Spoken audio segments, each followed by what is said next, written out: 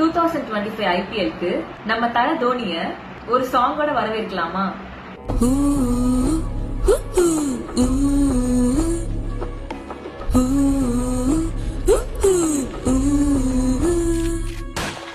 சரமா சரித்திரமா IPL 2025 மாறுமே.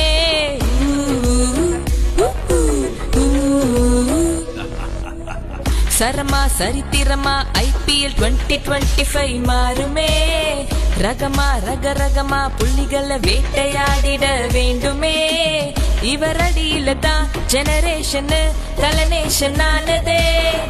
இவர் நடந்து வர கரகோஷமே கடல் தாண்டி சீருதே. தலைய பாருடா ஆட்டம் துவங்க போதுடா. ஆப்போனன்ட் ராஜ்யம் வேறு வேஷமா கதை காலிடா. தல தோனிடா அடிச்சா அவுட்